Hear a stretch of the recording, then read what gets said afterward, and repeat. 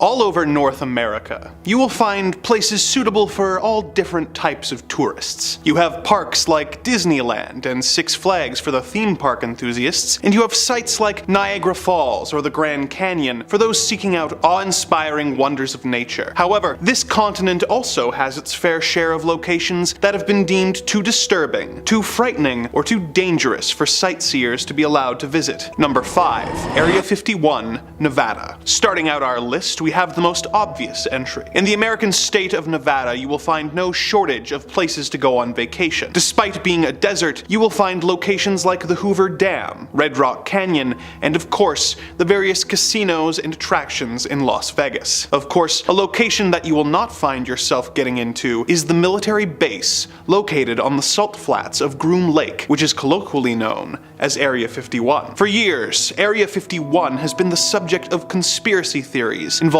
everything from government testing to UFO activity. Adding to its mystique is the fact that the US government wouldn't even officially acknowledge that it existed until 2013. Its official use is apparently the testing of experimental aircraft, but the level of security at the base is extremely high, even for a government base. Employees of Area 51 are flown in on a private airline known as Janet Airlines, with Janet being an acronym that stands for just another non-existent terminal. Some former employees have reported getting paid through private companies that they have no involvement with in order to avoid a paper trail linking them to the base. Some theories about the purpose of Area 51 include it being used to develop energy weapons for the Strategic Defense Initiative, to develop time travel technology, and most infamously, for studying, storing, and reverse engineering the remains of crashed alien ships, including those that were found at the Roswell crash site. As it is a closed-off and secret government facility, tourists are of course not allowed to get into the site, with signs around the perimeter promising prosecution and possibly even deadly force against trespassers. Of course, this hasn't stopped alien enthusiasts from making the journey to Nevada to see the number of Area 51 and alien-adjacent attractions, such as bus tours of the extraterrestrial highway, the Black Mailbox, and the outskirts of this secret government facility. Number 4. The Princess Theatre, Alberta. In the Canadian city of Edmonton, Alberta, there is no shortage of movie theaters with multiple malls housing multiple multiplexes, enabling local cinema lovers to watch the latest in entertainment. However, for many years, the crown jewel for movie lovers in Edmonton was not the Cineplex in West Edmonton Mall, or even the Garneau Theatre, which shows independent and classic films. No, for many years, the most classic of the theaters was the Princess Theatre on White Avenue. Built in 1914 for a then staggering $75,000, this three-story single-screen theater would show moving pictures, concerts, and vaudeville acts, while also having a basement billiards parlor for those not interested in the shows. The theater was known for implementing extremely novel and modern elements, such as a fireproof projection room, an electric time projection clock, an electronic ticketing machine, forced air ventilation, and even refrigerated fountain beverages. The theater was soon drawn into economic hardship and was forced to construct rental apartments on the upper and lower floors. One of these apartment renters was soon met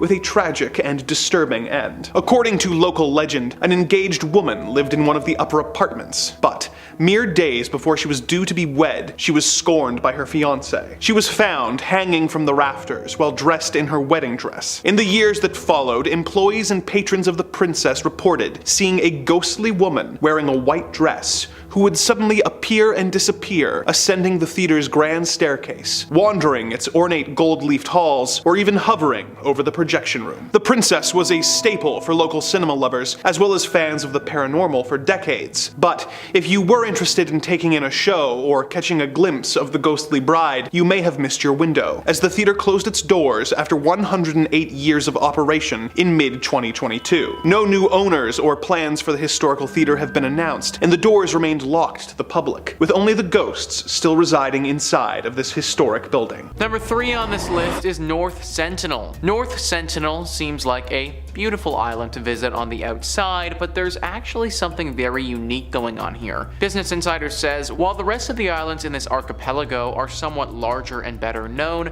North Sentinel, full of mangroves and surrounded by coral, has remained virtually untouched by the outside world. It might sound like paradise, but the island couldn't be further from it. While its geography makes it one of the most isolated places on Earth, it is inhabited by one of the world's few remaining uncontacted tribes. The indigenous people of this island, referred to as the Sentinelese, have had practically no influence from the modern world. Throughout history, encounters with the population have been met with violence. In 2006, they killed 2 fishermen whose boat had been dragged by the current to their shores. According to The Guardian, a 3-mile restriction zone prevents visitors from entering the territory. According to Survival, an NGO for the rights of indigenous and tribal peoples, the Indian government has abandoned any plans to contact the Sentinels. The entire tribe could be wiped out by diseases to which they have no immunity, which is why authorities respect their wish to remain uncontacted.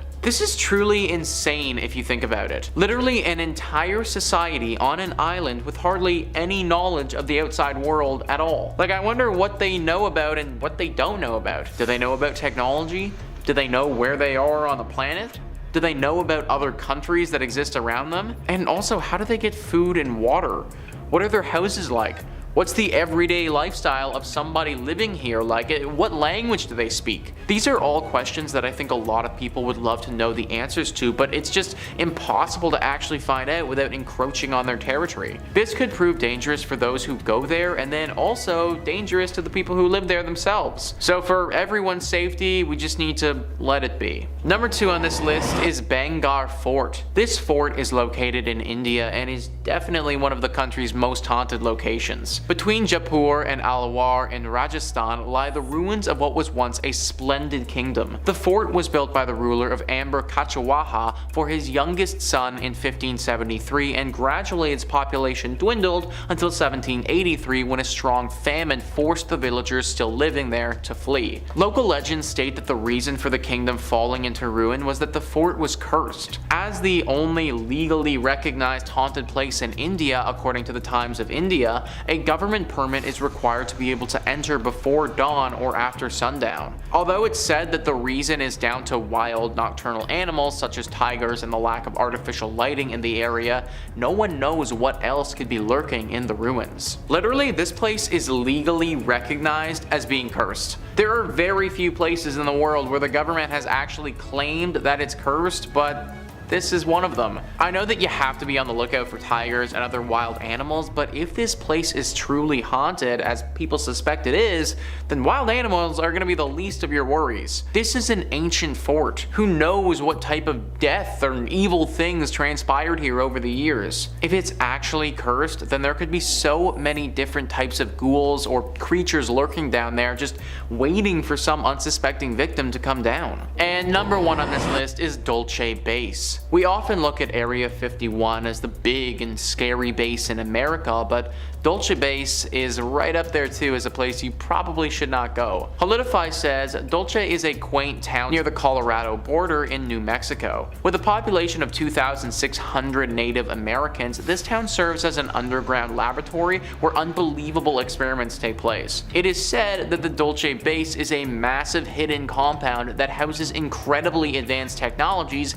and human-animal hybrids. This base has very tight security and is regarded as one of the top forbidden places in the world and in the USA. Very recently we were talking about human-animal hybrids, and I brought up in that video how some of them might be hidden from the public. Human-animal hybrids have gotten a lot of backlash, so doing them in a top secret base where no one is watching might make more sense from a government standpoint. Whatever they are truly doing down here though, it's clear that if you go in, you're not going to be coming back out. If you don't have the proper clearance, then heading into this base would definitely be a death sentence. I, for one, don't want to be turned into a half-horse human being thing, so I'd stay away. Coming in at number 5, we have William A. Irvin. During the fall season, the ship has haunted tours with actors, but the ship really is haunted. The haunted ship began in Duluth in 1992. Before the haunted ship started, the William A. Irvin was open for regular boat tours during the month of October. Historically, this month was really slow, and the DECC needed a way to generate more revenue during this quiet month. Having heard about a failed attempt by Cleveland's William G. Mather trying to become a haunted ship, the DECC decided to try their own hands at a haunted attraction.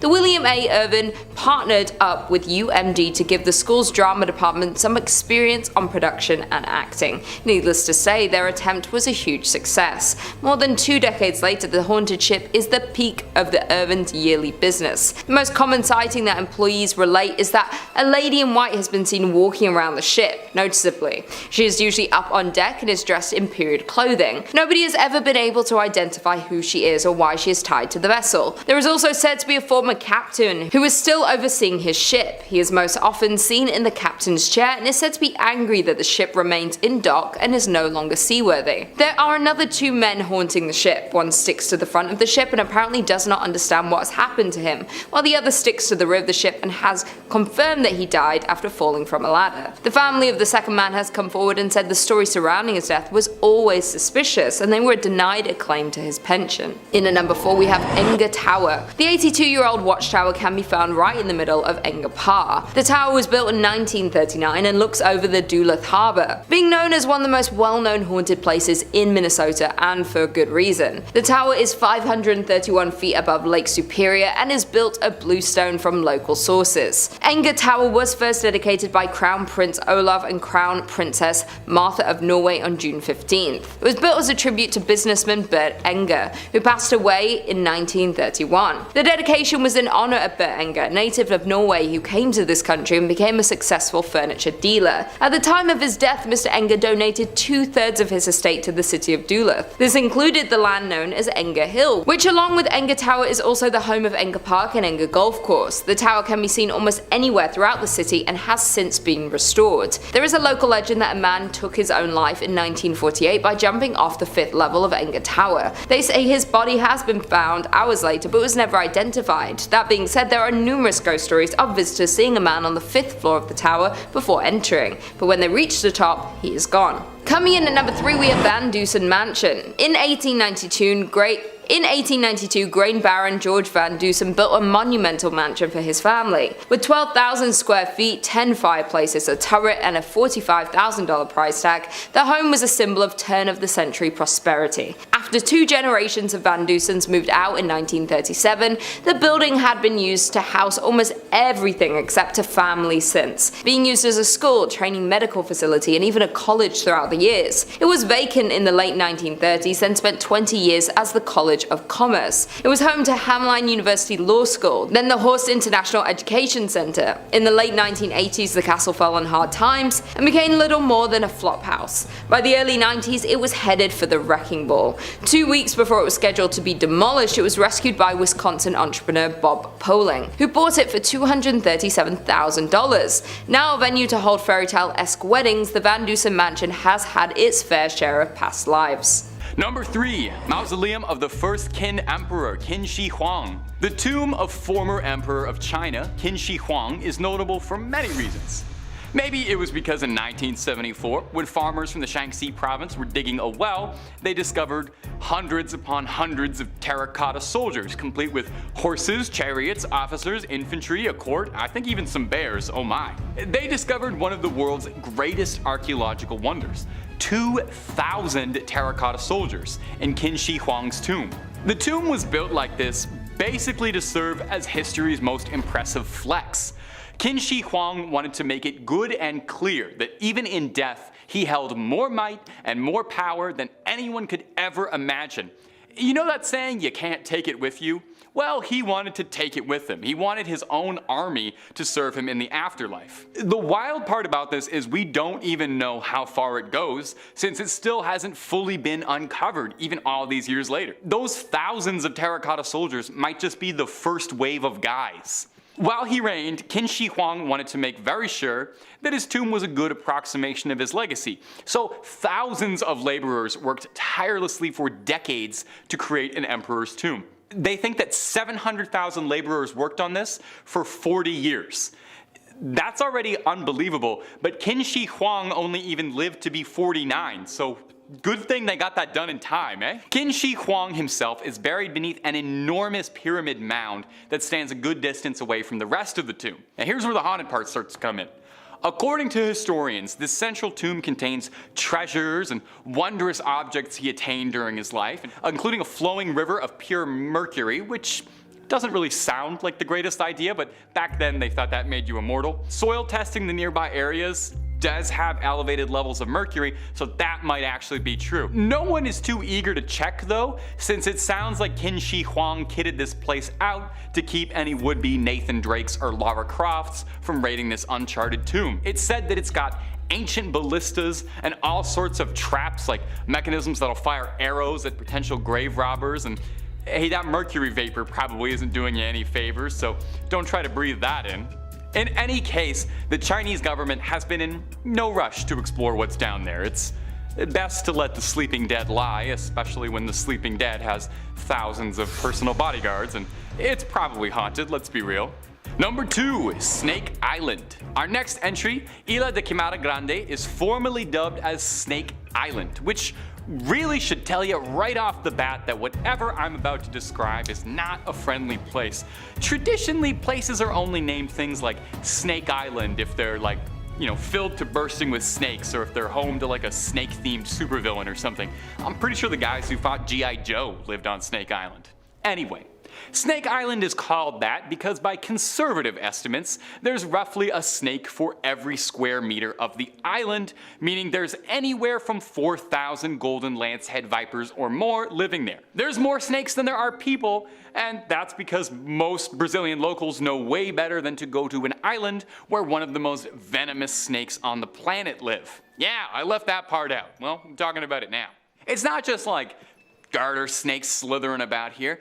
Isla de Quimara Grande is home to the golden lancehead, a beautiful creature in its own right that just happens to be one of the most lethal bites to humans.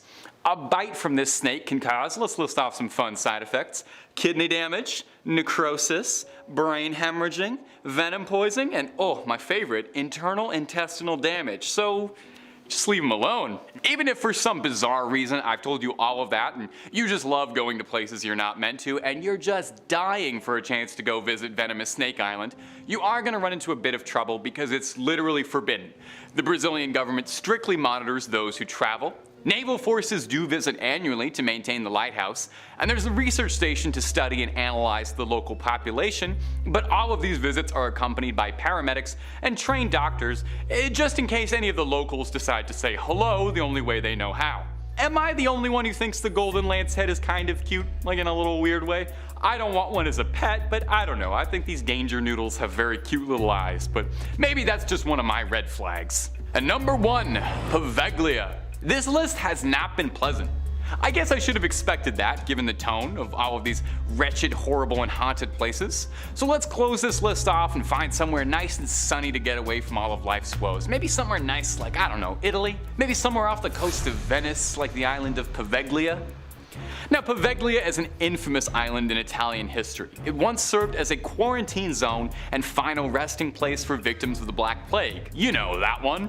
As the plague ravaged Europe and paranoia set in across the lands, it was said that anyone who showed so much as a symptom, you know, if you had a runny nose, they shipped you off to Poveglia to live out the rest of your days. Oftentimes, they would send people who weren't even really sick. You know, you just complain about a headache trying to get a day off work and you're on a longboat to the last island you're ever going to go to. It's said that over 50% of the island's soil is made of burned human ash. Let that set in for a second. The ground itself is haunted. In the early 19th century, the island converted from a quarantine zone to a mental asylum because I guess it thought that that wasn't scary enough. The asylum did not do much to improve Poveglia's reputation. Instead of being home to the sick, now it was home to droves of mentally unwell patients being made into victims via doctors' sick experiments. Cruel doctors at the asylum would impose their patients into lobotomies with no concern for sanitation or their safety, with chisels, drills, and rarely if ever using anesthetic. An old ghost story has it that the main doctor at the asylum was haunted by the spirits of his former patients and the crimes he'd committed, and it drove him to such madness that he cast himself off the bell tower of the island, where they say his screams can still be heard. Now, if I told you all of that and you still want to visit, first of all, why? And second of all, you're going to need to be pretty crafty, as it's totally completely forbidden. You will be pressed to the fullest extent of the law if you're caught trespassing, not even remotely worth the risk if you ask me. At best, you get arrested. At worst, haunted for the rest of your days. Coming in at number 5, we have Hotel Parq Central. Located on Central Avenue in Albuquerque, you'll find Hotel Parq Central. The original building was constructed in 1924 and served as a hospital. It was then purchased in the 1980s and transformed into a mental health hospital. However, in 2010, a major renovation occurred with a $21 million investment, and it became the luxury hotel that we know today. The hauntings in this building date back to the time it served as a hospital. Patients would report seeing apparitions, hearing voices, seeing objects move, and feeling the presence of other beings when nobody was there. As well, when it was a mental hospital, it was known by patients and workers that on the top floor on the right wing, there is a ghost of a woman that likes to watch people in the hallways. Patients also reported having their bedsheets pulled off them in the middle of the night. Patients were not the only ones to experience things that couldn't be explained though. Staff of the hospital did too.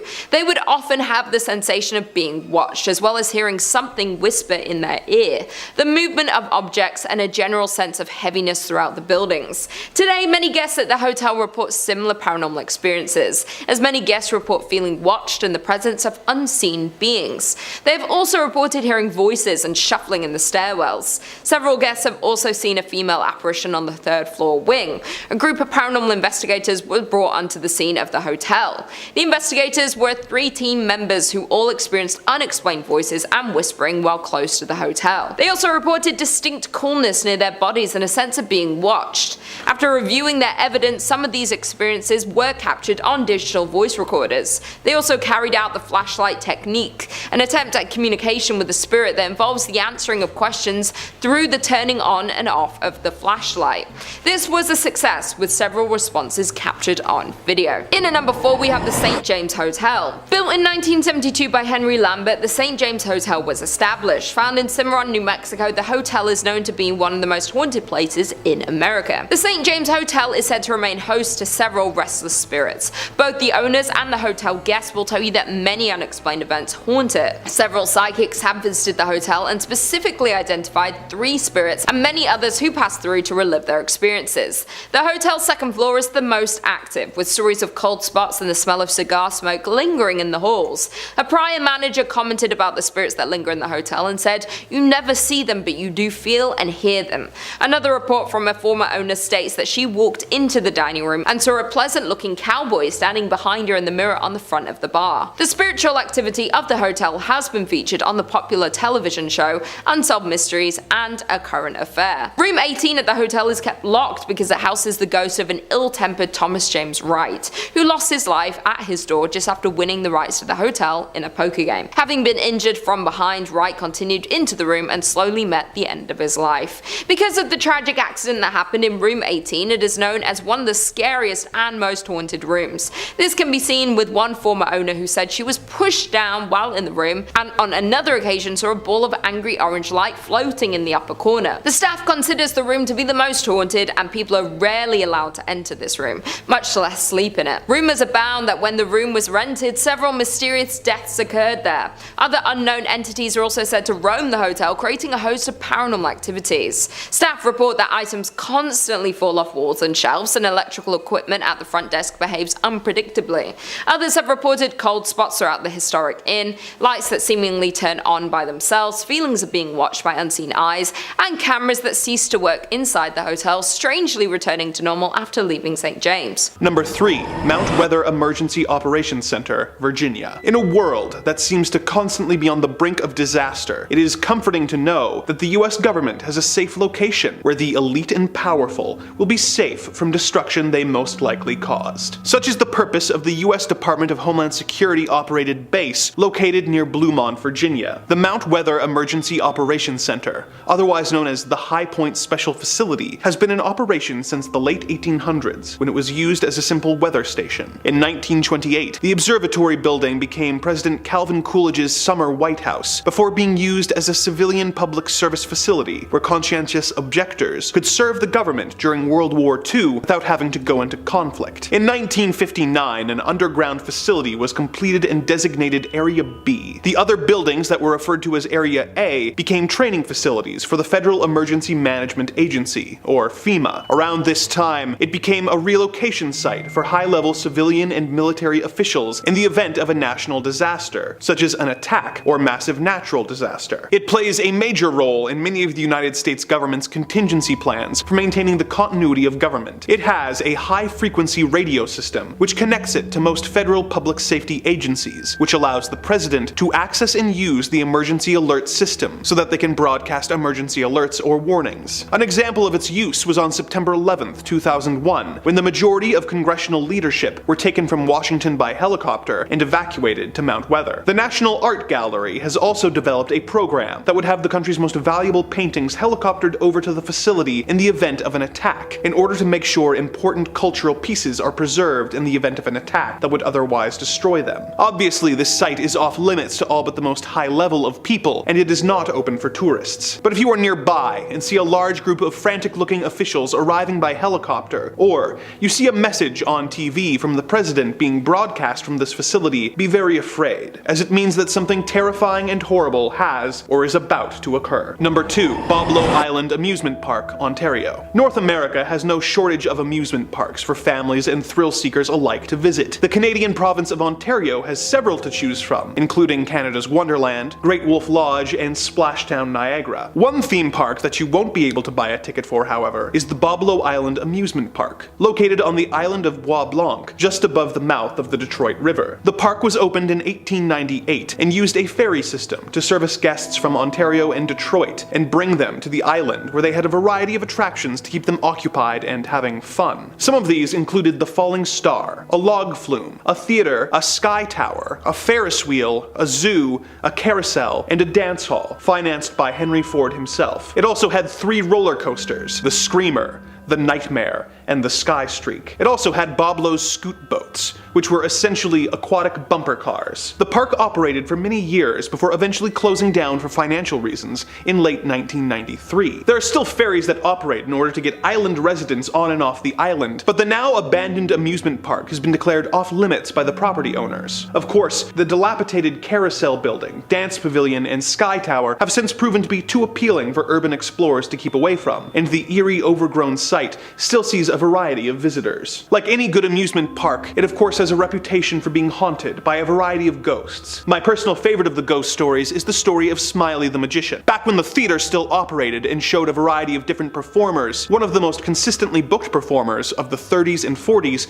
was a magician named Smiley Smilovich. Smiley was an old-school magician who had trained with Houdini in the late 20s and was known for his seemingly death-defying tricks. One of his most famous tricks was a metamorphosis trick, where he would put a trunk on stage, climb into it, lock it, and then have the trunk set on fire. He would escape through a trap door, the trunk would burn away, revealing that he had escaped, and the crowd would go wild. One day he was doing this trick as usual, but when he locked himself in the trunk, he had a heart attack and died. The trunk was set on fire, and the audience was left in terror as Smiley's body burned in front of them. Ever since then, Smiley's ghost would apparently haunt the theater, being sighted watching shows that were performed there, showing a special interest in magic shows. In the years since the park's closure, the occasional rumor of the magician being spotted has come up from the various urban explorers checking out the overgrown buildings. Would you ever be brave enough to explore Boblo Island Amusement Park? And if you did, would you be on the lookout for spectral magicians? Number 1. North Brother Island, New York. The North Brother Island is one of 2 small islands located in the East River of New York City. The island remained uninhabited until 1885, with the only trace of humanity being a small lighthouse that was erected in 1869. The island began seeing more use in 1885 when the Riverside Smallpox Hospital moved from Roosevelt Island to North Brother, when their mission expanded to treating and isolating victims of other quarantinable diseases such as typhoid, tuberculosis, and especially polio. In 1904, a steamship called the General Slocum was set ablaze, and over 1,000 people perished, either from the fire or from drowning while trying to escape, and ended up washing ashore on the island. One of the most famous residents at the hospital was Mary Mallon, otherwise known as Typhoid Mary, who was confined on the island for 20 years until her death in 1938, after having been declared a public health menace for infecting between 51 and 122 people while working as a cook. As public health measures like vaccines began to be adopted in the 30s and 40s, the need for a quarantine routine hospital lessened to the point where the hospital was closed. It was converted into housing for war veterans who were going to school in the city following World War II, before being converted into a rehabilitation facility for young people suffering from substance abuse issues, but it was closed in 1963 due to the cost of upkeep and the widespread corruption of the staff. In the years since, it was considered for a variety of purposes, including housing for the homeless and an extension of the jail at Rikers Island, but the danger of the unmarked manholes and the advanced dilapidation of the buildings, which are mostly collapsed and overrun by poison ivy, resulted in such ideas being abandoned. It was eventually decided that the site would serve as a bird sanctuary for herons and other wading shorebirds. Although many of the original 25 buildings are still standing in some shape or form, it has been made off limits to the public and is only available for supervised visits for those intending to go ashore for, quote, compelling academic and scientific purposes. With its history of confinement and death, perhaps it is best that this site has been deemed unfit for public visitation, although the history of the island is indeed compelling. What makes an enjoyable tourist destination for one will be very different for another. Number 5 on this list is Room 39. Room 39 is located in North Korea and might just be the most secretive place in all of North Korea. Business Insider says,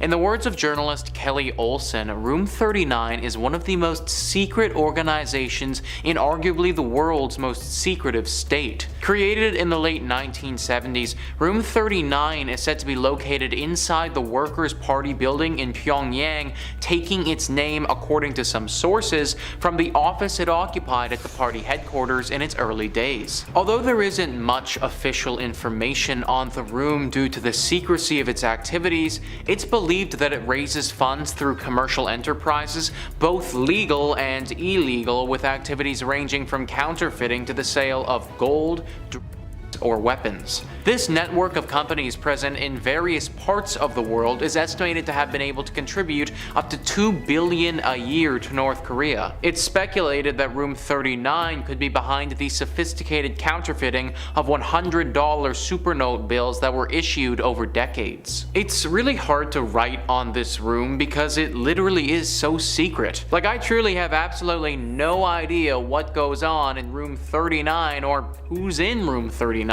All I know is that it probably exists in North Korea and that we do not want to be a part of it. I have to imagine that entering that room is pretty much a death sentence. Everything going on in there would be so top secret that leaving the area alive would be near impossible. Now, don't get me wrong, it would be very cool to see who's in this room and what they're actually up to. Big organized crime like this, when the government is involved and corporations are a part of it, that's super interesting and I would love to know more. But ultimately, the juice isn't worth the squeeze on this one, so stay away from Room 39 in North Korea. Not like you'd actually be able to get in there anyways though, because it's North Korea, but still. Number 4 on this list is Snake Island. Look, I like snakes, guys, or at least I'm not overtly scared of them. But at some point there needs to be a line, and going to Snake Island would definitely be crossing that line. Business Insider says, located about 100 kilometers off the coast of Sao Paulo,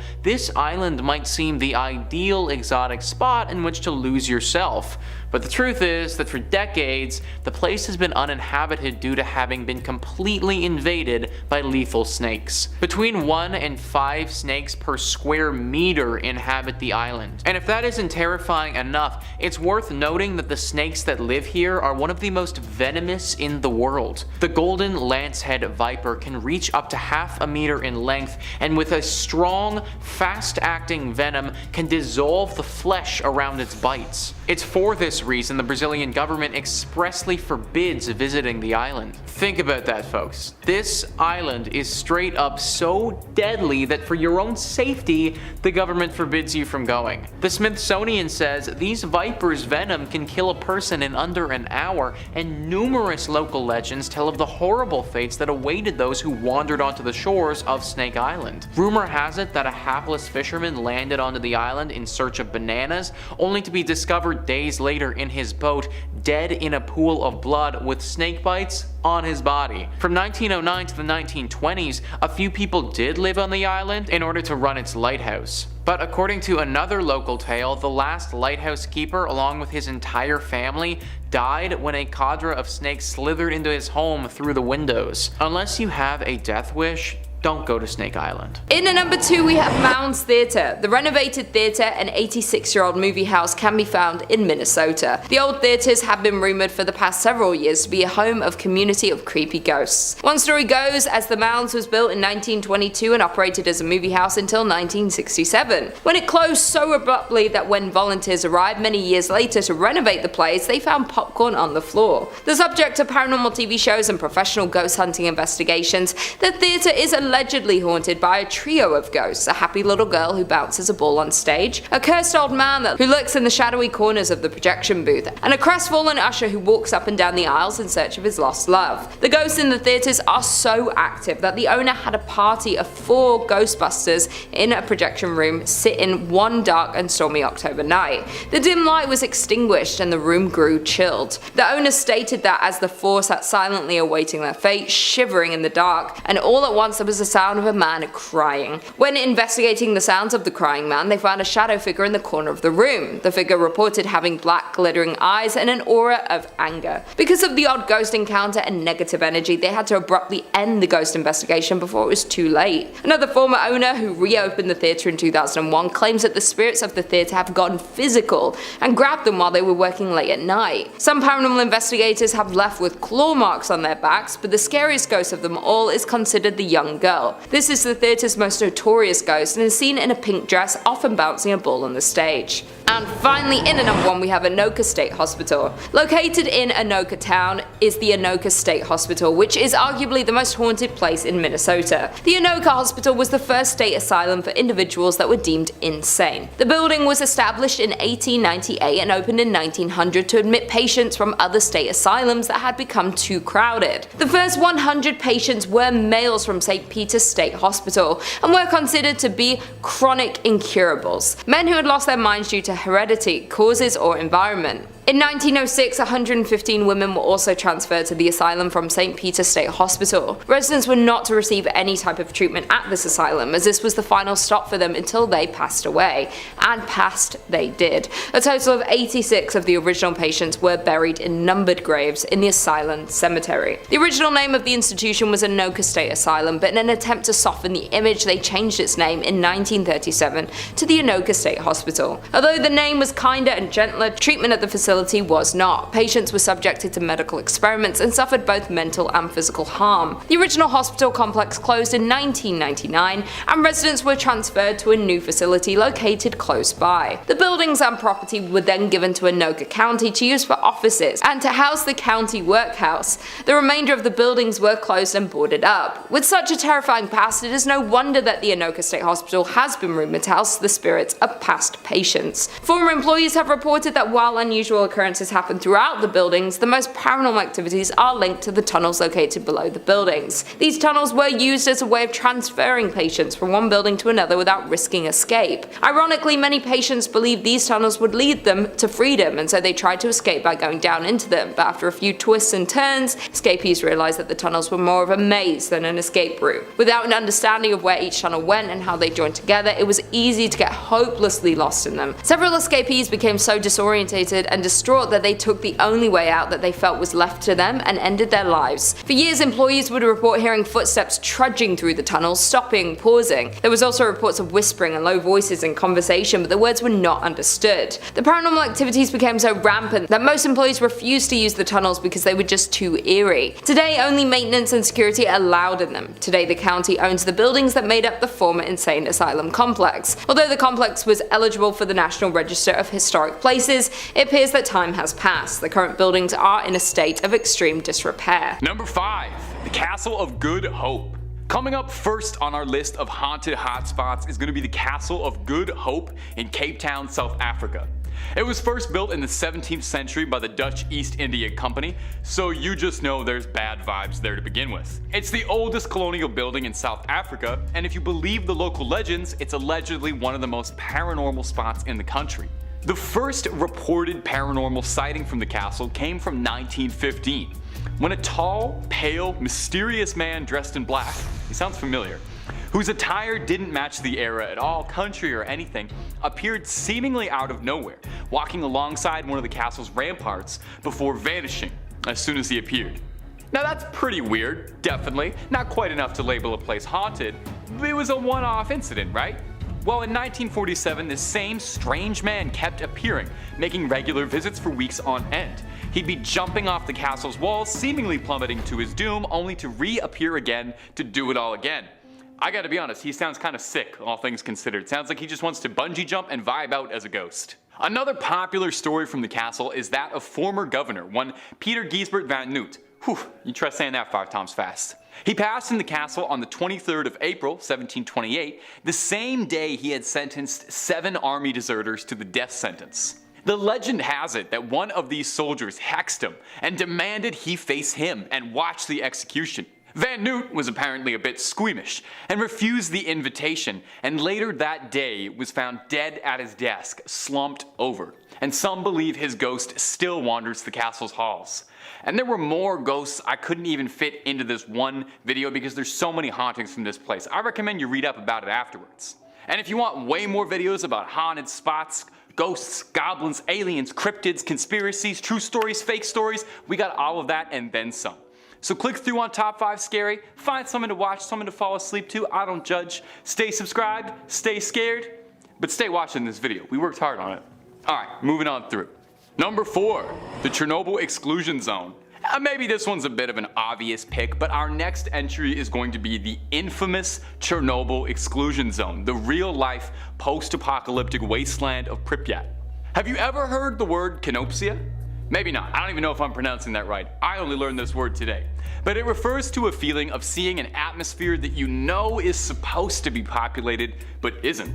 And I feel like that word definitely applies to Chernobyl, or like liminal is a very good feeling too. It is kind of a liminal space, because you see all of these buildings and you can imagine a life happening there, but it's frozen in time. The Chernobyl blast would be enough to cover a whole video and then some. I heard there was a very good HBO series about it. And trying to cover it in under 2 minutes would be foolhardy, so here's the super quick Coles Note versions, is that a late night safety test simulating a station blackout power failure ended up starting a huge blast, which eventually threw radioactive material that blew all over Pripyat and the surrounding areas, causing everyone to have to pick up everything and evacuate, never to return. 50,000 people used to live here, and now it's a ghost town. And yeah, I'm not gonna lie, I only know that line from COD 4. All gillied up, best level in the series. That one's just for my gamers out there. Now you can actually visit Chernobyl, although they don't really recommend you do. You know, it's not a fun hotspot for tourism or anything. People who delve into the zone for recreation, or to find things, are called stalkers, named after the Tarkovsky movie of the same name, revolving around visits to a strange zone, and not the video game Stalker, where bandits raid the apocalyptic zone, although you would be forgiven for thinking that. Visiting the zone is no easy task. For one, it's recommended that you absolutely go with a guide or someone who knows the area very well, and then come all the requirements. You mustn't touch anything whatsoever. No vegetation. There are wild dogs that live in Chernobyl, and they're very cute, but you can't touch them at all because there could be traces of radiation in their fur. You have to wear an outfit that covers as much as possible. Big boots, you know, don't show up in your sunners and flip-flops.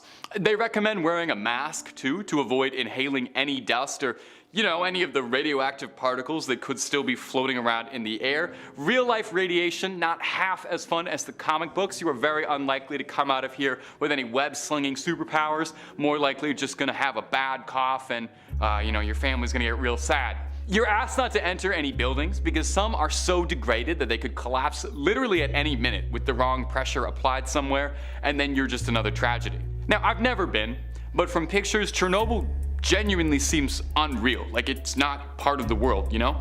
It seems like it's something out of a movie or a video game, but it's this harrowing, soul-crushing reflection of our reality, a stark warning on the dangers of nuclear power, and a grim reminder that your life as you know it can be upended forever in but a moment. In at number 3 we have KiMo Theater. Built in 1927, this grand palace of a theater certainly is a masterpiece of Pablo Deco fused with Art Deco. The creation of this beautiful southwestern style theater was financed by a hardworking wealthy entrepreneur, Orest Bacecci, who wanted to fulfill a lifelong dream of building a grand theater which would rival other larger-than-life movie palaces that were springing up around the United States. A large fire in 1963 destroyed KiMo Theater's iconic stage, and much of the building, prompting the Pachechi family to demolish it. In 1977, the same year, the theatre was listed on the National Register of Historic Places. The citizens of Albuquerque voted to purchase KiMo Theater at a steep discount. In return, the city of Albuquerque offered to fund the restoration of the landmark attraction. With the change of hands, local restoration experts were hired to restore KiMo Theater to its former glory. The hauntings of KiMo Theater can be traced back to a freak accident that happened in the late afternoon on August 2nd, 1951. Back then, hundreds of moviegoers were in KiMo Theater to catch the latest films. Without warning, a water heater located in the theater's lobby exploded, sending scalding hot steam and plaster into the air. A total of 8 people were injured in the accident, including one person losing their life, Bobby Darnell. Since then, the theater is said to be haunted by the ghost of Bobby. Performers and staff of KiMo Theater have all reported strange and unexplainable activities happening in the theater.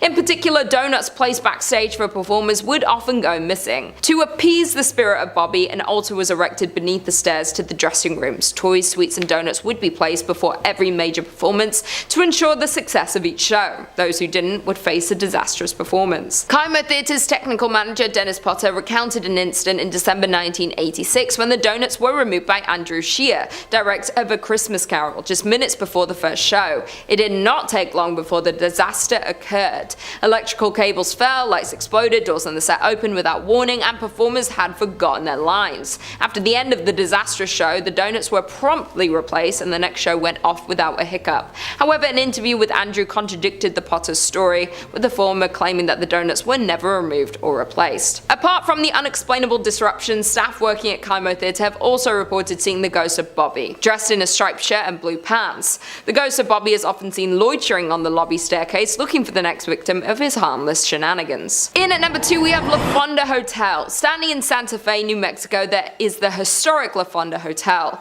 Over the years, the hotel was destroyed and rebuilt several times over. In 1821, when Captain William Becknell blazed the path of what would become known as the Santa Fe Trail, he stayed at a La Fonda where the trail terminated at the town central plaza.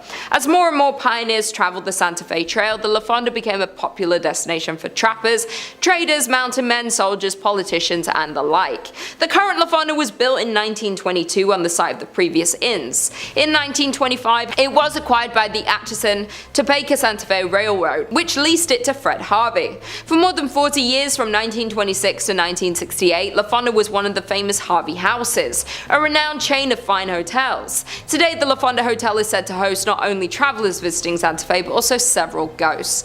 Some people believe that the Honorable Judge Slough continues to walk its hallways. However, more often reported is the ghost of the distraught salesman who jumped into the well after losing all of his company's money. The hotel's dining room, called the La Plazuela, is situated directly over the old well, and both guests and staff alike have reported the sight of a ghostly figure that walks to the center of the room, then seemingly jumps into the floor and disappears. Other reported phenomena include a ghost that haunts the Santa Fe room, as well as a spirit that walks the hallways near the La Terraza, a restaurant located on the east side of the hotel's 3rd floor. In the 1970s, a ghost reportedly called the front desk to complain that someone was walking up and down the hallway in front of his room. When an employee was sent to investigate, he saw a tall man in a long black coat disappear into a stairwell. However, when he followed him to the stairs, there was no sign of the mysterious visitor. And finally, in at number 1, we have the Luna Mansion. The Luna Mansion in Los Lunas, New Mexico is known for one thing, and it's its ghost stories. Over the years, the Luna Mansion in Los Lunas has gained a reputation as being haunted. Guests and staff alike have shared stories of unexplained activity, which some chalk up to the paranormal. Over the years, the mansion changed hands several times before it was purchased and renovated as a fine dining establishment in the 1970s. It was then that the ghost of Josephina began to appear. Perhaps she didn't like the renovations, or maybe she just wants to stick around to make sure they were doing a good job on the home that she had spent so many years looking after. Dressed in 1920s period clothing, she had been described by employees as appearing very real. Most often she is seen in 2 former bedrooms on the 2nd floor, an attic, storeroom, and at the top of the stairs leading to the 2nd floor bar. At the top of the stairs sits an old rocking chair, which she has often been seen sitting in and rocking slowly. On one occasion, when an employee approached the ghost, she simply stood up and then slowly vanished. More often she is seen walking up and down the stairs, a habit that has been so commonplace that employees barely notice anymore. Where there's one spirit, others seem to follow, and more ghostly apparitions have been seen at the mansion. One of these is a former servant named Cruz, who was thought to have been a groundskeeper. Most often seen on the main level, he is said to be particularly friendly to women and children and liked to play practical jokes on the employees and patrons. On one occasion, he was seen sitting on a sofa as if waiting to be served. Dressed in vintage attire, the man was relaxing patiently when a waitress asked another staff member why he hadn't been served. However, the response was, "What man?" And when the waitress looked back to the sofa, the vintage spirit faded away. Number 5 on this list is Heard Island. Heard Island is actually part of Australia, even though it is super far away from Australia. The travel says one of the most remote territories in the world, Heard Island is considered an Australian territory even though it's located between Madagascar and Antarctica.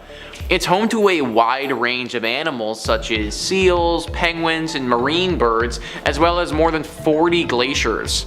There were a few reasons for closing the island to the public. First, in 2000, researchers noticed a huge lava flow coming from the island's massive volcano called Mawson's Peak. Second, Heard Island is known for its poor weather conditions. And third, it's too remote to be safe. Judge it by yourself, it's located in a minimum 2-week sail to the closest major landmass. So yeah, there are obviously tons of reasons not to go to this place and very few reasons to actually go. And the few reasons to actually go, it would be pretty cool to go to a place that's totally remote like this. There'd be a lot of penguins and seals and stuff, and for about a solid half hour you would think it's pretty cool. After that half hour though, I don't think that you'd be about it. The weather is horrible here and it's going to be extremely cold. So you could easily get swept up in a bad storm that would make it impossible to leave the island. This is also one of the better case scenarios because alternatively you could have the volcano erupt. On the bright side, you wouldn't be cold anymore if that happened, but you'd also be very dead. I also looked at some pictures of this place online and honestly guys, there really isn't that much to it. Like if the place was like picturesque and there was beautiful stuff here, then I could see an argument for it, but that's actually just not the case. Like it's kind of just a small plot of land in the middle of nowhere. And even by looking at the photos, I felt like I was getting cold. The island is banned for a reason, so stay away guys. Number 4 on this list is Monkey Island. As far as islands packed with animals, you're going to see that this isn't actually the scariest one on the list, but still, it's pretty dangerous. The travel says a colony of approximately 4,000 rhesus monkeys live on Morgan Island, South Carolina, due to which it was nicknamed as Monkey Island. But despite what you might think, the population of primates isn't native to the island. They were relocated there from Puerto Rico due to the spreading of herpes virus B infection. Before it happened, the island was uninhabited. These days, people are prohibited by law to visit the island for their own safety as well as the safety of the monkeys. Only a handful of researchers from the National Institute of Allergy and Infectious Diseases can go there. So herpes virus B is very dangerous, guys. A lot of people think herpes and think of cold sores and, you know, well, not a major deal, but herpes virus B, that is a very rare infection that can lead to permanent brain damage or death if you don't seek doctor's help immediately. So basically, this island is filled with a bunch of monkeys who, by themselves, could be very dangerous because they could attack us at any time, but also a lot of these monkeys happen to carry a very dangerous infection. So for good reason, the government has completely banned people from going. If you care about your health and safety, you should listen to them. Number 3 on this list is St. Augustine's Lighthouse. Ah yes, the haunted lighthouse, a true classic. Thrillist says St. Augustine's iconic lighthouse is a Florida landmark built in 1874. But climb up its 219 steps, and it's not just the views that will take your breath away. First, there's the ghost of Joseph Andrew, the original lighthouse keeper who fell to his death while painting the 165-foot tower. Then there are the Pity's 2 daughters who were playing with a building cart when it broke loose and slid into the nearby bay, drowning them both. While the girls giggle and run up and down the lighthouse steps, Joseph has been reported smoking cigars at the top of the lighthouse, keeping watch over his forever home. You know guys, if I had to be a ghost, then being Joseph wouldn't be the worst. I get to look out at the pretty scenery at the top of my lighthouse where hardly anyone bothers me, and I get to smoke cigars all day. Like, obviously I wouldn't want to be a ghost, but if I had to be, then this wouldn't be that bad. Either way, I'm not a ghost now. I am very much a human being, and if I want to stay a human being, then I recommend avoiding this place. It can obviously be very jarring to see two little ghost girls running around,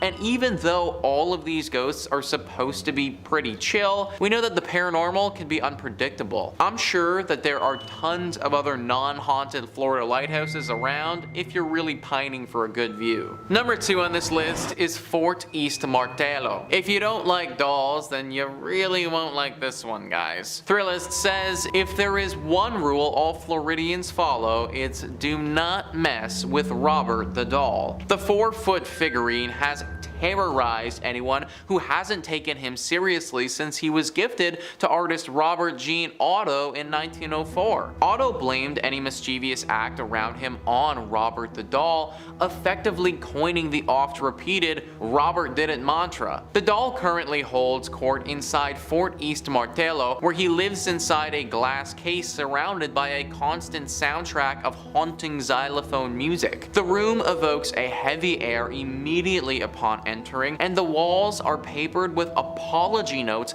from cocky tourists who've dared cross the world's most haunted plaything. Even the Prince of Darkness himself, Ozzy Osbourne, felt Robert's wrath when he suffered a series of health mishaps shortly after dissing the doll on his reality show. I don't like dolls, folks, especially the haunted variety, so this entry obviously had to make the list. Clearly it curses you after you see it because people literally have to come back here and ask for its forgiveness. I don't know if the notes work or not, but I guess that's all you can do when you're dealing with a haunted doll. Hopefully this doll can just chill out and stop haunting people, but in the meantime, I just flat out avoid going to this place in Florida altogether. And number 1 on this list is Casa Monica Resort and Spa. It really sucks that this place is so haunted because it's truly beautiful. Thrillist says St. Augustine's fanciest hotel is also its most haunted. In fact, this 5-star Mediterranean revival haunt is a hotbed of spectral activity. Children are heard running along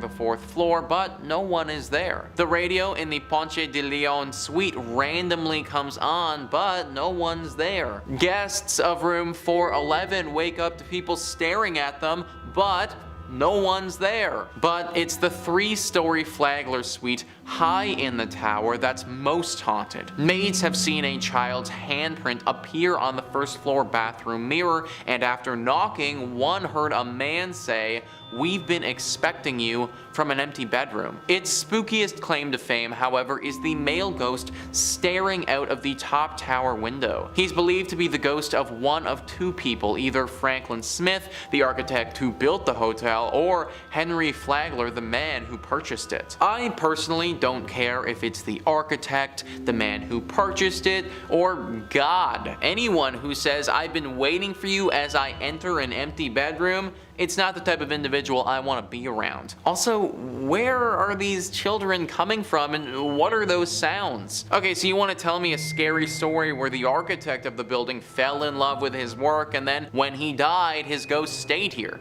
Alright, fine, I can buy that, I can believe that, but like, what are the children doing here? What do they have to do with this place and the architect? Maybe this is just one of those spots where it doesn't matter what happened here, it doesn't matter what will happen here in the future, it's just always destined to be haunted. Number 5. North Brother Island, New York. The North Brother Island is one of 2 small islands located in the East River of New York City. The island remained uninhabited until 1885, with the only trace of humanity being a small lighthouse that was erected in 1869. The island began seeing more use in 1885 when the Riverside Smallpox Hospital moved from Roosevelt Island to North Brother when their mission expanded to treating and isolating victims of other quarantinable diseases such as typhoid, tuberculosis, and especially polio. In 1904, a steamship called the General Slocum was set ablaze, and over 1,000 people perished,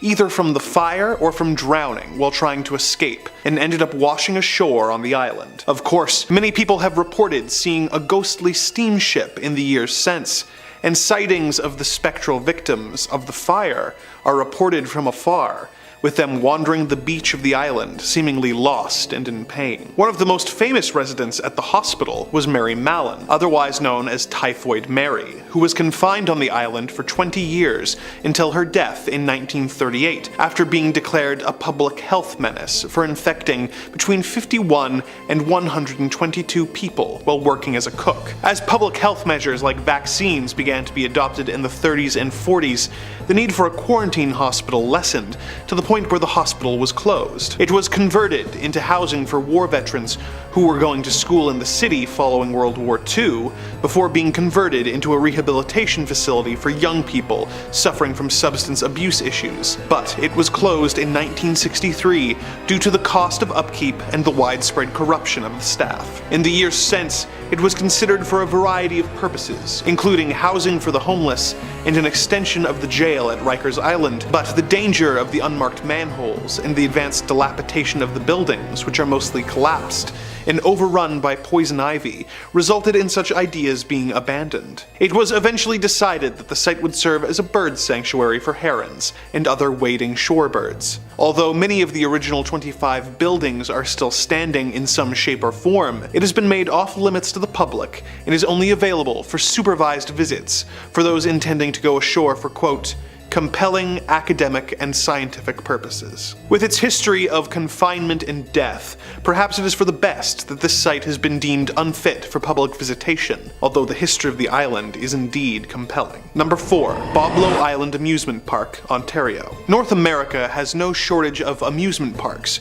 for families and thrill seekers alike to visit. The Canadian province of Ontario has several to choose from, including Canada's Wonderland, Great Wolf Lodge, and Splashdown Niagara. One theme park that you won't be able to buy a ticket for, however, is the Boblo Island Amusement Park, located on the island of Bois Blanc, just above the mouth of the Detroit River. The park was opened in 1898 and used a ferry system to service guests from Ontario and Detroit and bring them to the island, where they had a variety of attractions to keep them occupied and having fun. Some of these included the Falling Star, a log flume, a theater, a sky tower, Ferris wheel, a zoo, a carousel, and a dance hall, financed by Henry Ford. It also had 3 roller coasters, the Screamer, the Nightmare, and the Sky Streak. It also had Boblo's Scooter boats, which were essentially aquatic bumper cars. The park operated for many years before eventually closing down for financial reasons in late 1993. There are still ferries that operate in order to get island residents on and off the island, but the now abandoned amusement park has been declared off limits by the property owners. Of course, the dilapidated carousel building, dance pavilion, and sky tower have since proven to be too appealing for urban explorers to keep away from,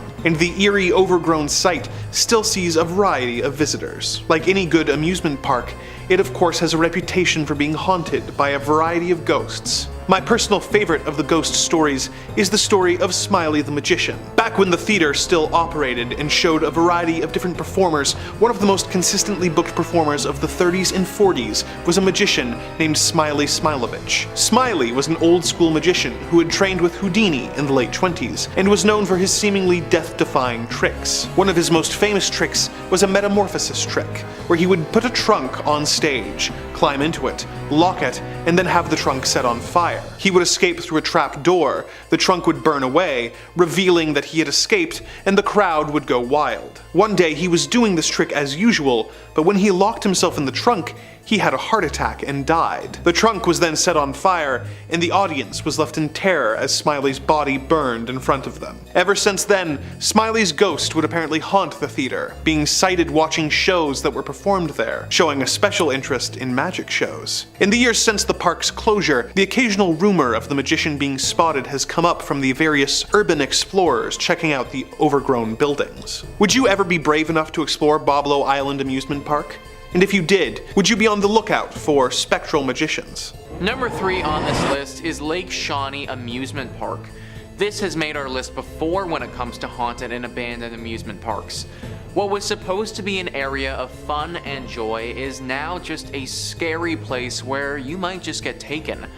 Wide Open Country says, when Conley Snitto first showed up with the dreams of building a carnival back in the 1920s, he had no idea about the bloody history of the land itself. It all started in the late 1700s when Mitchell Clay and his family were the first to settle in Mercer County. Mitchell and his wife Phoebe had 14 children together and settled on their 800-acre farm. Tragedy struck the first time when members of the local Shawnee Native American tribe two of the Clay children, Bartley and Tabitha, while they were working on their daily chores. After Mitchell killed some of the Native Americans in retaliation, the Clay family and their property would never be the same. Fast forward to the 20s when Conley Snitto is working on his park with no knowledge that it's actually a burial ground. He funded the Ferris wheel swing rides, a dance hall, and even a swimming pool. But the haunted history of the area started to catch up with the park and strange things began happening. A young girl passed away while riding the swings and a little boy drowned in addition to 4 other deaths. By the 60s, the park became an abandoned place that seemed doomed. In the 80s, Gaylord White purchased the property in hopes of building new neighborhoods. But after they started getting into the land, they realized that there was more buried than just the Clay family. It was an ancient Native American burial ground that experts believe long predates the Clays, as well as Native American artifacts. White decided not to mess with that kind of history and allowed the amusement park to rust over, now looking as haunted as its past. Needless to say, this park has had quite the history around it, and now it is a hotspot for everything paranormal. If you want to disappear, then there might not be a better spot in the country to go to than Lake Shawnee Amusement Park. Number 2 on this list is the Trans-Allegheny Lunatic Asylum. One of the scariest and most haunted asylums in the world here, guys. West Virginia Tourism says, located in Weston, the Trans-Allegheny Lunatic Asylum was a sanctuary for the mentally ill up until 1994. This National Historic Landmark was once an important military post in the Civil War.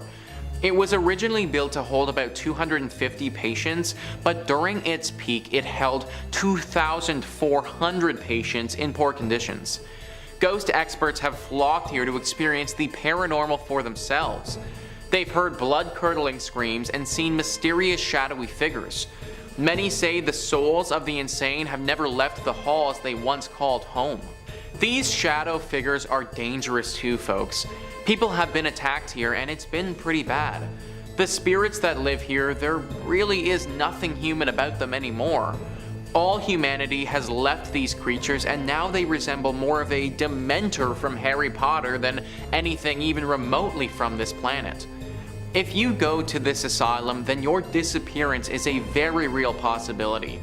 And trust me, having one of these things take you, it wouldn't be a good time for anyone. And finally, number 1 on this list is Braxton County. It feels weird just blocking off an entire county, but if you're trying to stay safe and not disappear on us, then you might have to do that. West Virginia Tourism says, on one fall night in 1952, a UFO fell from the sky and landed here in West Virginia. What happened next has been highly contradicted. A group of local children and neighbors went to where the UFO fell and found a mysterious being, with shiny eyes and a round red face, cloaked in a green drape-like material. The later dubbed Flatwoods Monster hissed at the group and disappeared. The witnesses also reported a pungent smell that made them feel nauseous. The following day, when investigators inspected the site, they found skid marks and an odd, gummy deposit, but no strange smell. So for all we know, there is still some alien creature just running around these parks and doing whatever it wants. That's really not a reassuring thought here, folks, and not something that I think that we should be okay with. Like, I feel as if this kind of needs to be addressed by the American government or something like that. I guess it's possible that they have conducted an operation to catch this thing and we just don't know about it. Either way, until we have definitive proof that this thing is gone for good, I'd avoid Braxton County altogether. Number 5 on this list is Villa Paula. This haunted place is located in Miami and has quite the interesting guest in the backyard. Thrillist says this stately white mansion was originally constructed as the Cuban consulate in the mid-1920s, home to Consul Domingo Millard and his wife, Paula. The Cuban-born Paula was known to spend her days playing piano and drinking Cuban coffee until she died from complications from a leg amputation in 1932. Legend has it that Domingo interred his late wife in a sarcophagus laid in the backyard. The sarcophagus is still there now, covered by ficus tree roots and nearly impossible to reach. Whether or not it actually contains her mortal remains is debatable at best, but reports of her ghost persist. It's said her ghost is in different rooms there, says History Miami's Dr. Paul George. People who've lived at Villa Paula since have had existential kinds of experiences. Among them, phantom coffee smells and piano playing, a one-legged woman roaming about as well. So there is a literal sarcophagus just chilling in this person's backyard. Can you imagine having that just show up on the house listing? I'd be like, no, we are not okay with that. I'm kind of surprised that no one has gone to go deal with the sarcophagus before. I mean, you can't just leave this thing down there like that and expect the ghost to just go away. I would imagine that Paula's spirit is probably tied to the sarcophagus, and in turn it's tied to the area. Granted, I do kind of understand why no one wants to dig it up. Think about all the crazy stuff that's happened with the pyramids. You dig up this sarcophagus and you might end up being cursed for life, which is obviously something that nobody wants. But now we're left in this awkward place where we can't get rid of the ghost, but at the same time can't live here either. That's why I'm recommending to all of you watching, just avoid Villa Paula altogether. Number 4 on this list is the Blue Anchor Pub. So this is an interesting one because this pub didn't actually start in Florida. Thrillist says this pub was built in 1840s London during Jack the Ripper times, so it should be no surprise that it's haunted. The story goes that the bar was raised in London, but its wooden interiors were sent to New York City and then onto this sleepy Florida town in 1996. Little did anyone know that the pub's original elements came with the ghost of Bertha Starkley, a cheating wife who was murdered by her husband. Today, she can be heard rattling pots, knocking things over, and wailing in the middle of the night at the Blue Anchor. Every night around 10 p.m., the time that she was murdered, Bertha likes to remind everyone she's still here, so the current owners ring the ship's bell to scare her away. So, first thing, I've never actually heard of that before, where they take a building from one continent and then just decide to move it over to another continent. This bar must look pretty cool on the inside to go to all that trouble though. Obviously, this was a bit of a mistake and everyone would have been better served if we relocated this thing straight to the dump. Bertha doesn't care if it's in London or America or anywhere. As long as the structure of this pub is still intact, her ghost will still be floating around, which makes it very hard to enjoy a night out at this place. Like, imagine drowning several pints, going to take a piss,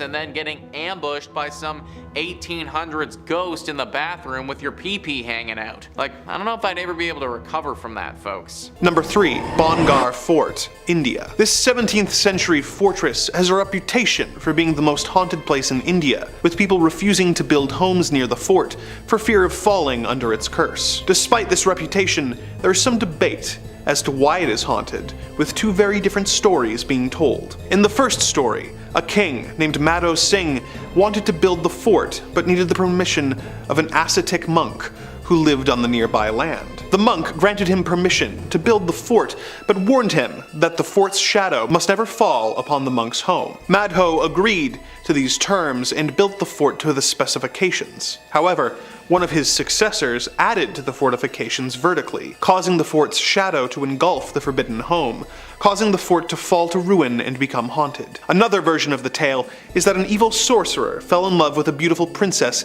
named Ratnavari. She rebuffed his advances, so he bewitched a cosmetic that she was going to use that would force her to fall in love with him. She found out about this scheme and poured the cosmetic onto a large boulder, which then crushed the sorcerer. With his dying breath, the sorcerer cursed the fort so that no one would ever be able to live there in peace. The fort is open to the public during the day, but it is forbidden to set foot on the property at night, as that is when the hauntings occur, with several people who have tried to disprove the ghost by staying overnight, going missing, or coming out catatonic. Number 2. The Paris Catacombs. When you consider how many locations like old houses or abandoned mental institutions have a reputation for being haunted due to the discovery of just a few bodies, it comes as no surprise that many of the world's catacombs have apparently been discovered to be haunted by specters of the past. Take for example the Paris Catacombs. Built as a mass grave in the 18th century in order to deal with the overflowing of local cemeteries, the Paris Catacombs hold the remains of millions of Parisians. A few years after being established,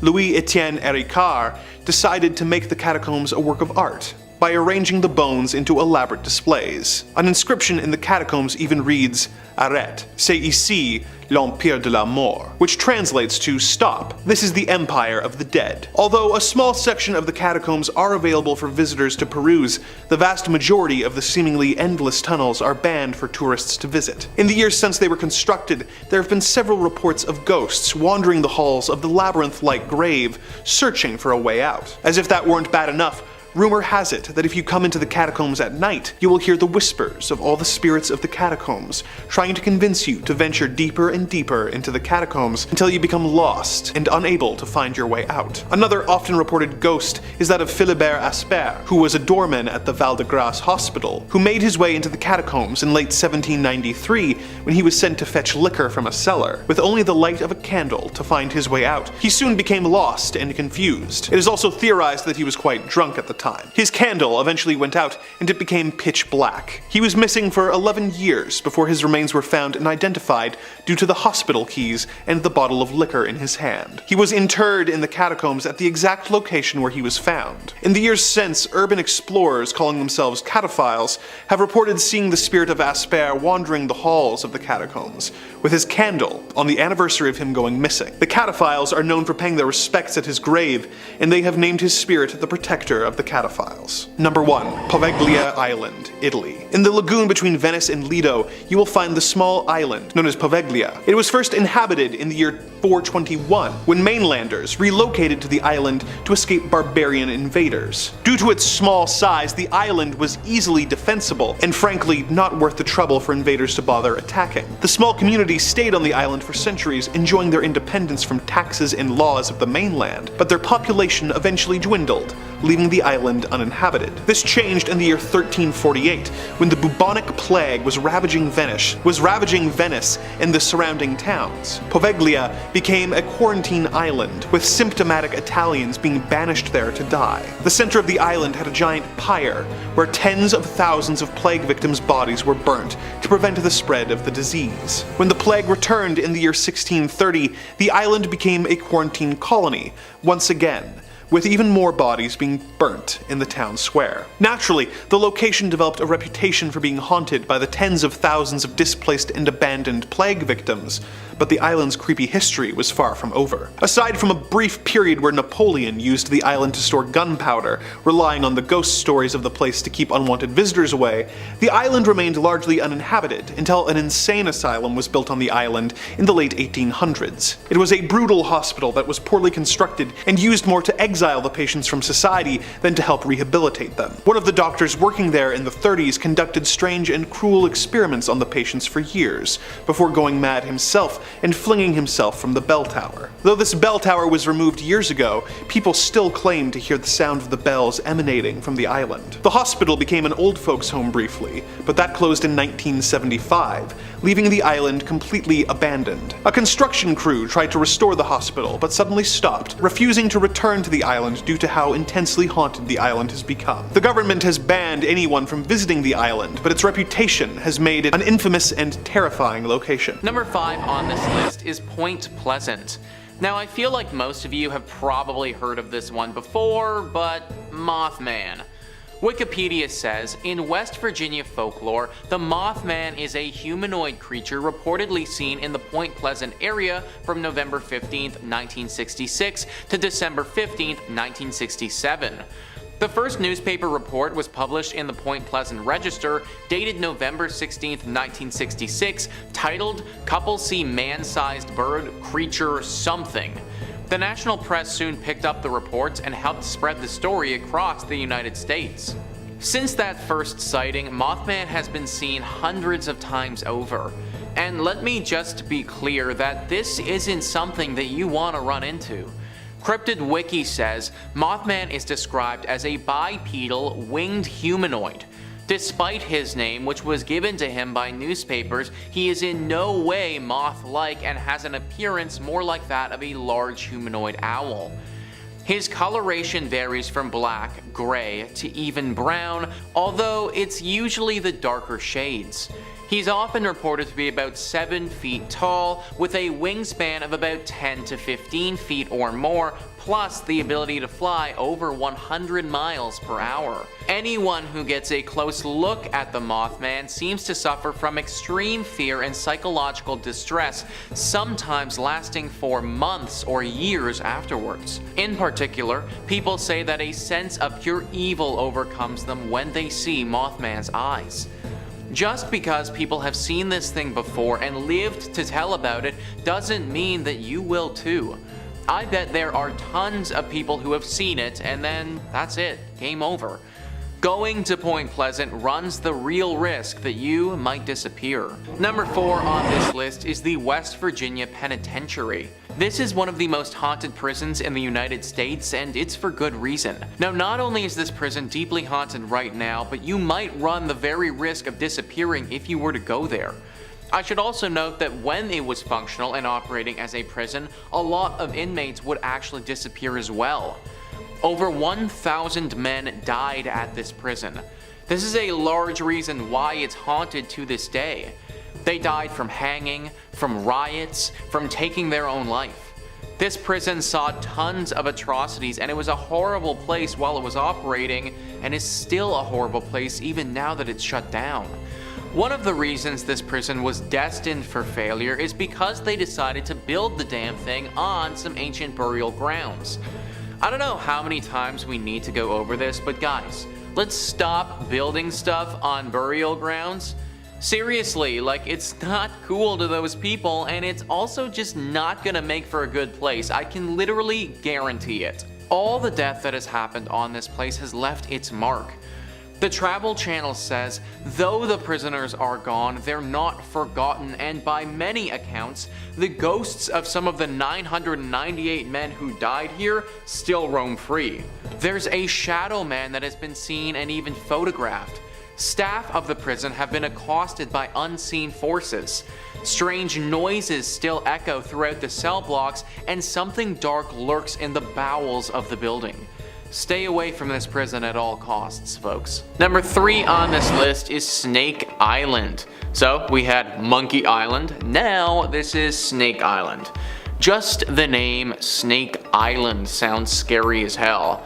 Sounds like something that you'd hear about in a Scooby-Doo novel, let alone in real life. AZ Animal says, Ilha da Quimera Grande is home to Bothrops insularis. It's also known as the Golden Lancehead Viper. This snake is a relative of the mainland's deadliest snake, the Fer de Lance.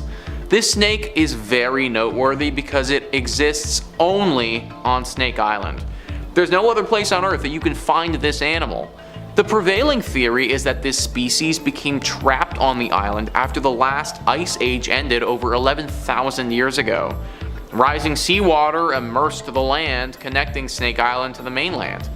The golden lancehead is very distinct. The snake has a light yellow and light brown color, especially on its underside. Also, this snake shares the same unique head as the Fer de Lance, a long head with a point at the nose that resembles a lance's blade. The golden lancehead snake is one of the most venomous snakes in South America. The mortality rate for people that get antivenom is believed to be up to 3%, and that number skyrockets if you don't get treatment. Even if the individual does not die, they will suffer severe damage to their body. The venom of a golden lancehead is hemotoxic. That means it attacks red blood cells and can cause all sorts of different physical problems. If a golden lancehead bites you, you will suffer from pain, internal bleeding, necrosis of muscle tissue, possible hemorrhages in the brain, and way too many other symptoms. There's a very famous story associated with this island where a lighthouse keeper and his family went here, and when people went to go check up on them a bit later, they were all dead from snake bites. Then a few other people tried to go here and they all died from snake bites too. Apparently this island is so dense with snakes that wherever you go, you have a high chance of getting bit. For people's safety, they obviously had to shut it down to the public. Number 2 on this list is Mezhgorye. This banned location is in Russia, and if you go here, you are probably never coming back out again. The travel says, being the largest country in the world, Russia is certainly full of surprises. Has a lot of mysterious sites, ghost towns, and other special places. Like for example, Mezhgorye in the Republic of Bashkortostan. It's a closed town hidden somewhere in the southern Ural Mountains. To keep off anyone who wants to penetrate into the town or even come close to it, it's encircled by 2 battalions. It's not 100% clear what this area is and why it's surrounded, but it's got a lot of secrecy. According to most believable reports, it's a nuclear missile site that allegedly has automatic missiles that can be controlled remotely. But since government officials don't comment anything on it, we still can't be sure what's going on there. Man, you already know that if you go anywhere close to this secret Russian base, that it is guaranteed to be the last thing you do. Also, people are just guessing it's nukes, but it honestly could be something way worse than that too. Like this could totally be some evil human crossbreeding mutation lab or something like that. Or a place where they're just developing like super secret advanced weaponry that's just too crazy to comprehend. Whatever they are truly doing here, none of us will ever be allowed to find out because it is thoroughly off limits. And number 1 on this list is Poveglia. Poveglia is an island in Italy that has seen its fair share of death and tragedy. Mental Floss says Poveglia in Italy is deserted today, but it's been said that over the years 160,000 people have lived and died there. The Venetian island became a quarantine station in 1793, and for 2 decades it was a place for potential victims of the bubonic plague. So many people died there that up to 50% of the island's soil is said to contain human remains. The quarantine station closed in 1814, but Poveglia's dark history didn't end there. A mental hospital opened at the site in the 1920s, and it quickly developed a reputation for its inhumane treatment of patients. The hospital closed after a few decades, and today the overgrown island is largely closed off to visitors except for the occasional ghost hunters. Think about how much death has happened here. All of that death is what has led people to the conclusion that this place, it's haunted. And not just a little bit haunted, like I am talking deeply haunted. I mean, half the time that you take a step, you're gonna be walking over someone's dead body. This is just bound to be a spot of paranormal activity. The government has rightfully shut this place down. Unless you're a professional ghost hunter, you should not be visiting Poveglia.